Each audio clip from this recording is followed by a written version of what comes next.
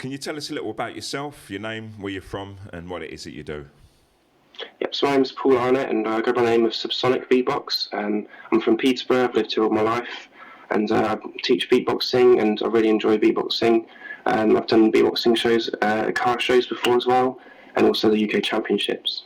Superb. And how long have you been beatboxing?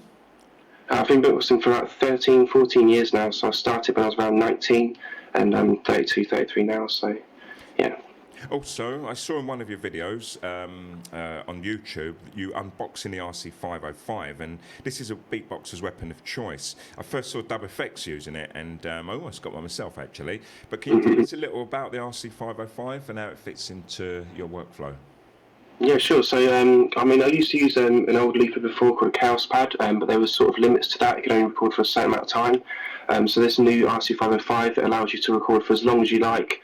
It has 5 tracks, so you can do sort of full beatbox songs, covers, or your own songs. It gives you sort of, the tools you need to make fully looped songs, as well as using effects if you need to for sort of dance music and stuff. And can you explain a little about how that actually works, what the setup's like on the RC505? Yeah, sure. So you basically plug your microphone into it, and then obviously you plug the speakers into the back, and then you have to sort of push the looping button on the track you want to start, and that will open the loop. And you have to then beatbox a beat in time, and this is the key part: is you have to sort of tap the loop as well in time with it. So it sort of cuts the loop exactly in tempo. Because if it's off, it can sort of be a bit jarring. It won't sound fluid. Yeah. And you do that over multiple pads, I take it. Yeah. So once you've got the first sort of drum beat down, or the first thing down, then all the other pads you can choose the different loop length, but they'll all be synced to that sort of tempo. Okay, excellent. And I'll get back to you later on, and you actually, if you can, make some sounds for us. But first, sure. What is the beatbox scene like at present in the UK? It's difficult to say, because I last went to the champs a few years ago, so I haven't really sort of been in the sort of scene. But most of it's online, so I guess from seeing on sort of YouTube and Facebook, a lot of sort of younger kids are getting into it. There's also this under-18 championship, so people aged 16 to 18s can enter, and that gives them a sort of taste of battling, getting on stage and stuff, and preparing routines. There's a beatboxer at the minute called Dilo. He won the under-18s a few years ago, and then he went on to win the actual over-18s as soon as he was 18. Yeah, I've seen some of his work. Very talented guy. Yeah, he's really inspirational. So. Okay, to me, because I sometimes chance upon the World Beatboxing Championships, because a lot of my feeds, in fact, I don't get them so much now. I've turned off all kind of tracking on YouTube and Google products, but because I'm hard into hip hop, beatboxing's always been a part of hip hop, even though it's many people don't see it as attached. It is still part of hip hop. So with my hip hop feeds, I'll get the feeds from the beatboxing. So can I ask you, or even though you maybe not be directly in there, you may get a feel for it, you're probably around it much more than I am, is beatboxing in hip hop, does it have the camaraderie like hip hop, or does it have the negativity or beef like you see in rap? I'd say mostly it's positivity. Definitely, there's always with the battles like this sort of on stage sort of rivalry, but it's not real. They're all sort of friends and stuff. It's all to just push yourself to be better. But yeah, I'd definitely say with the hip hop scene, there is this sort of like we are family sort of vibe going on across people across the world. For example, I went to London to see Reap's one sort of documentary broadcast, and I saw a beatboxer from France, one from Italy, one from America, and even though we were speaking English sort of thing to communicate, we could just beatbox and jam, and then we all felt like good friends. It was really, really sort of superb, but humbling. Yeah, it's very, very nice. So well, that's the magic of music, really. I've always said that music's a language, within itself. Some see it as that. I can't say that for definite, and it does bring people together. Yeah. Also with Okay. When you move off centre, it seems, or something, your mic level's going up and down. Oh, that's odd. I don't know. Yeah. Hold on. Just talk a minute while you're facing me. Maybe turn to the left and talk. Say something. Sure. Hello. Check 1 2. Hello. Check. Okay. 1, 2. Are you sure your cables are connected tightly? Because I don't think it's on this end. Okay, that's fine. I can edit it. It didn't happen for too long. I can just change the volumes there and so on. Sure. Okay, get back into the flow. So Yeah. now let's get on to the good stuff. Let's get on to the sounds themselves. I know there's terms such as fart bass, Starsky bass, vibration bass, zipper, scratch, click roll, lip roll, and so on. Yeah. But you know that's, a lot then. That's good. well, that's just my recent research. But I'd like you, if you could do, maybe to put a little something together and talk about the name of each sound that you're going to use, and maybe put together a little piece using a combination of those sounds. Okay, cool. I've got a really good one in mind. So I'm going to use 3 drum sounds and 1 sort of percussion sort of instrument sound. So the first one's the kick drum. I'm going to use my lips to go to a really strong B sound. Next up, I'm going to do like a really strong hi-hat. So I'm using like a T shape. And lastly, for the snare, I'm going to do what I call an inward K. So I'm able to breathe in and do like a really loud snare sound. So, okay, and so for the cool percussion sound, I'm using my tongue to sort of flap down on the bottom of my mouth, and then it makes this. Amazing. It's like sort of bongo. I don't know. It's like a really cool sound.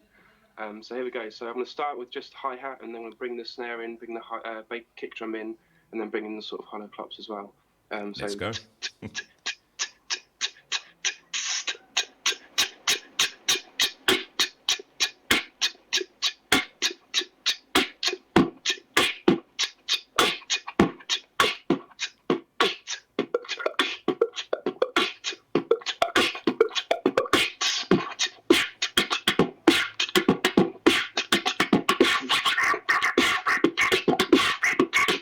And I sort of freestyle just from, I've moved from that hip hop beat and then changed some things around. Yeah, it's just natural to sort of change the beat and keep the flow as well. And would you say that? Sorry, go ahead. Yeah. I was just going to say, like, keeping the flow going and sort of changing the sounds and maybe the sort of the breathing style as well. Oh, yeah. So on to the breathing, as you just mentioned there. Yeah. Could you explain a little about breathing techniques? Because I'd imagine that it's not straightforward, normal breathing using these techniques. Yeah, it's very difficult to breathe when you're first beatboxing because you're concentrating on putting out these outward sounds. And there's no sort of room to breathe. The first thing I used to do is sort of breathe after a snare sound. So I go. Sorry, I'm coughing a bit there. But yeah, so I'll try and like breathe in after a sound, like, and that was one way I learned to breathe. But yeah, I did struggle at first. I found that, online when you look at tutorials on YouTube, there's not much teaching breathing. They all teach sounds and beats and stuff. So I think it comes with a lot of practice. You sort of learn over time where to sort of breathe. But I know for myself, like 4 different ways I can breathe while beatboxing. But yeah, I can like breathe outwards, then inwards, then outwards and inwards in sort of a pattern. So when I do drum and bass, I'll go.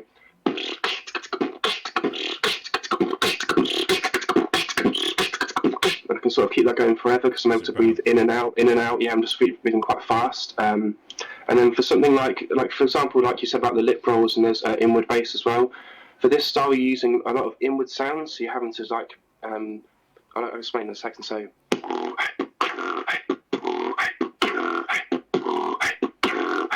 So I'm pulling inwards, and then I'm going hey, like hey, and then doing the snare and the inward bass, and then just repeating that sort of thing. Excellent. Yeah, it's very hard to do that. It does take a lot of practice and stuff. Also, the inward lip roll. That's amazing. But what about the physical side? Because I've tried doing some beatboxing in my life at times, and what I found is that the lips vibrate and gives this kind of uncomfortable tickle. Does that take some getting used to if it happens to you at all? It does. It definitely does. I mean, with certain like lip-based sounds, you can really like tickle your lip. But yeah, I tend to like. I don't know, you have to tweak sounds. That's the really good thing about beatboxing is when you first learn a sound, you can do it in a different way. So, for example, snare. You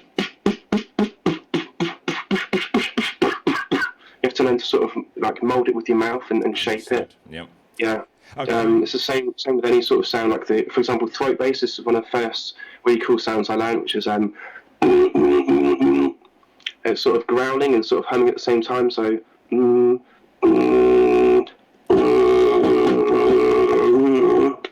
Yeah, this is a really difficult sound. It used to hurt my throat at first, but I used to get very sort of take a gentle approach, just do it a little bit, then take a sort of rest a little bit. Then after a week, I could then control it and do it easily, sort of thing. So it's much like any other endeavour, to be honest. That it's you have very to practice physical. and practice and practice till it comes. That's and right. I've got a strange theory I'll share as the OBG. I have a theory every week on the show that the more you practice something, the better you get. But we have this knack, human beings, of quitting before we actually reach critical mass. For example, it may take 16 weeks to learn to get a note out of a violin, but we've only got 10 weeks of practice in us. But if you stay for the next 6, then you become the sax player, which is what I did. And it's the same with this pursuit. You start off, the lips tickle, it feels uncomfortable. You try it for a few weeks, think this is too hard, and quit. That's 4 weeks in, but it takes 5 weeks to be able to do it. So that's exactly as you can see, Subsonic stayed the course. Now, one of my favourite sounds, and I'm going to put you on the spot here, is a vocal scratch. Yes, I love this. Yes, I'm good at this. Please explain what a vocal scratch is, and do it on its own. Let's hear it on its own, Yeah. and maybe in combination with a few other sounds. Yeah, sure, definitely. So, luckily, I started practicing this sound, about 10 years ago. The way I describe it, it's like talking inwards. So, I don't know if you've heard the Tenacious D song, like, was it called Inwards Talking or something, or Inwards Singing? Where it's like, and then I'm singing like this, and I can sing like that. So it sounds a bit robotic. You're sort of breathing in and talking, and you use that as well as sort of, I can't describe it. It's like you're going yeah, as well. You're using your Adam's apple to craft the sound. Okay. So I basically started going. So that's saying like a word that's like, so it's like saying a word, it's like going sour ticka tow. But I'm doing it inwards, so sour ticka tow. But then I'm not pulling it, so I have to go sour ticka tow. So I'm sort of going high and low. Sounds like a vinyl sort of thing. And it's got a tape stop kind of sound at the end. Do you know the tape? It does, yeah. You can sort of change. Yeah, you can change the speed and the tone of it and stuff. It's got that very cool sound to do. Is that something that you do also? That kind of working with the speed and changing the speed of sounds, or even with vocals? Definitely. Yeah. So, with any sound, you can slow it down if it's like a vocal type sound. For percussive ones, obviously you can slow the beat down and stuff to understand it better. But there's loads of like what's the other sound as well? There's also like humming and then sort of chest bass. So I'm using like a violin, like. So it's like a very like you said, a tickling on your lip. So I'm using like the top of my teeth and the bottom of my lip to do this like. It's really hard to explain, but there's like a distortion going on. I'm sure like can as well. And because obviously really... when you start off basic beatboxing, because I very first learned, I tried to do that kind of 808 sound, and that's where it stops. That's all I can do, and to see that you're crafting the sounds and using, physically the Adam's apple, the lip, tongue and so on, it's quite an amazing feat, quite an achievement, and I can see why, even though there are many people beatboxing, and I wish them luck, that not everybody's going to be, at your kind of level. But with your teaching, I'm sure that you're going to pull out some real good students who will go on to do well for themselves. So what do you see as the future of beatboxing? And I mean the immediate future, I don't want you to get the crystal ball out, of beatboxing in the UK.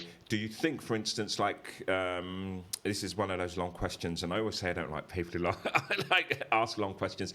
I've seen a whole new influx of breakdancers coming in, amazing, from 7 years old, upwards, and they are actually inventing new moves. They're really flexible. Nice. So rather than going in as teenagers or adults who are a bit more rigid, they're doing these crazy new moves, and it looks like the future is going to be amazing. I think in 10 years' time, the World Championships, when these youngsters reach 18, for instance, or 15 years of age, we're going to see an amazing explosion. What do you think is happening in the future of beatboxing?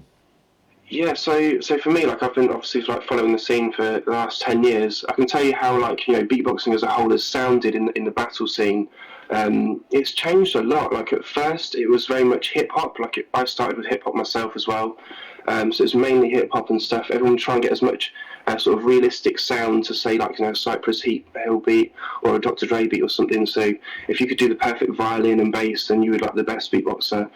Then it changed to like technique. Like people start getting quicker. They're doing like that drum and bass that I was doing a minute ago. It's very fast, and it almost like it lost some of the melody and the sort of musical groove, and it become very technical. Yeah, very fast and stuff, and about doing lots of different sounds and random sounds, and also outwitting your sort of opponent as well. And then recently, it's sort of come full circle. People have got, everyone's ability's gone up. Everyone can do loads of different sounds and beats.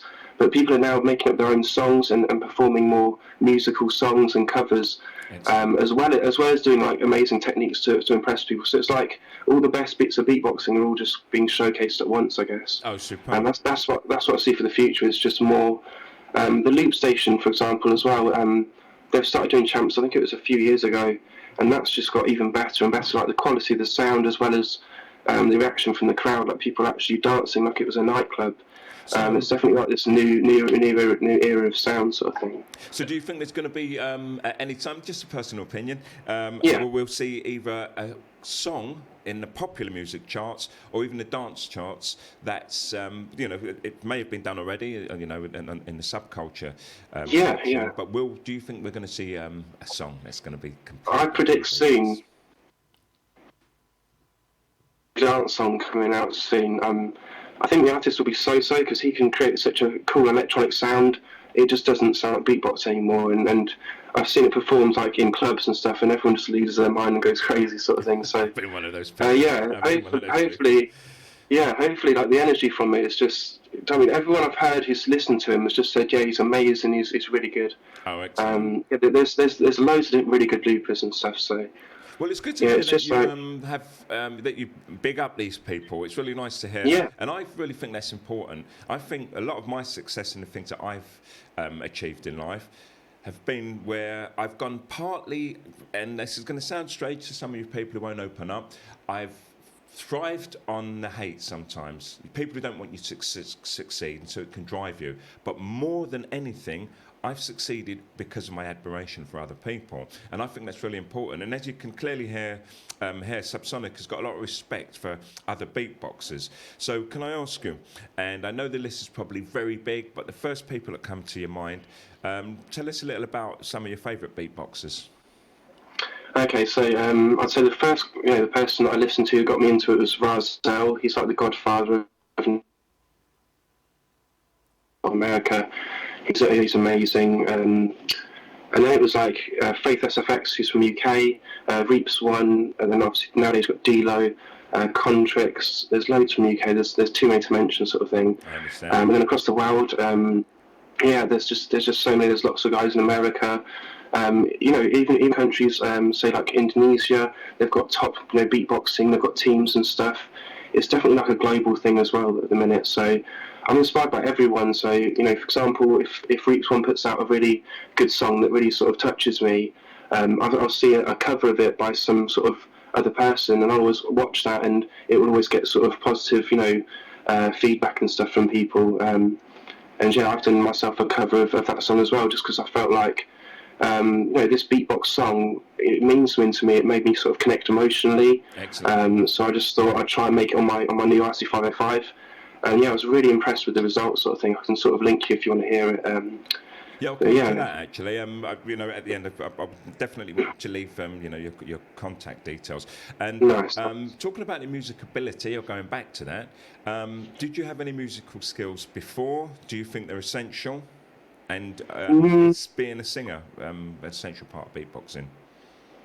It depends really. Like I personally haven't had a lot of musical skills, so I think in primary school I played the recorder just a little bit for a little while, as you do. You know what I mean? And then I could play stuff on keyboard by ear, sort of thing. I could hear a melody and then put it on a keyboard after a few tries. But no, I was never sort of trained in music. I never sort of focused at music at all.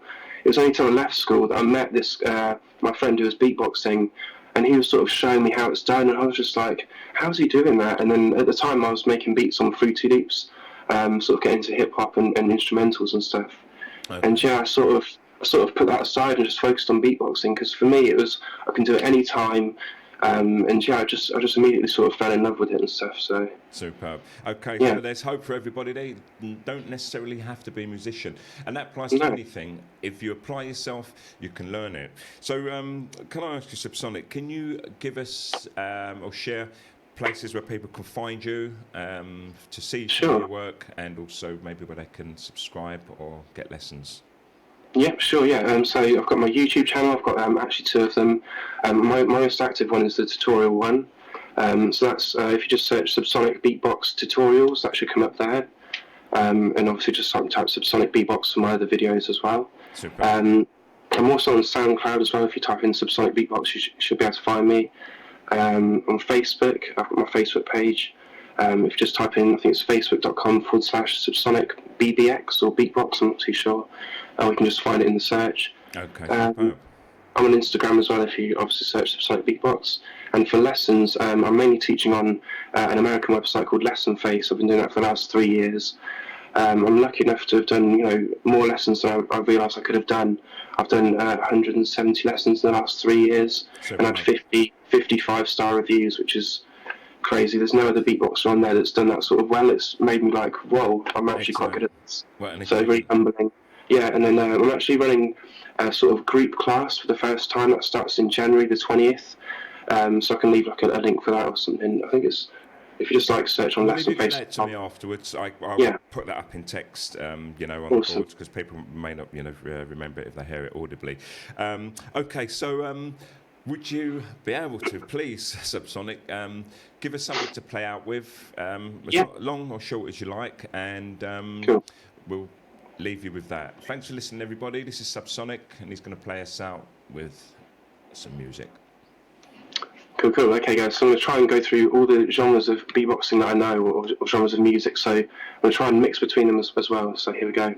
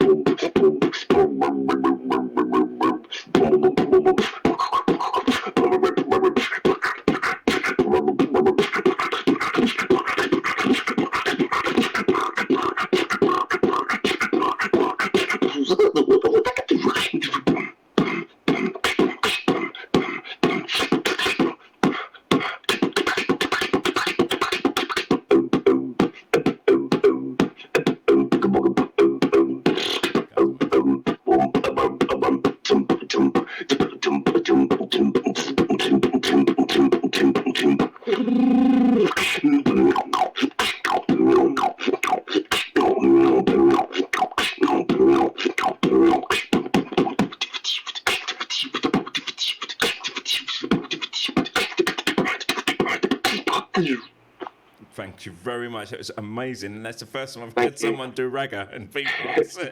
Yeah, I was trying to do hip hop, reggaeton, drum and bass, dance, dubstep, trap. So, love it. Thank you very much for the interview. You've been listening to Thanks the for having me, show and Subsonic. You're welcome, and I'll be Thanks talking for to you having in the future again, because Subsonic not only is a musician with a talent here, he also talks on a wide area of topics, and we'll be covering those in future shows. Thanks for your time.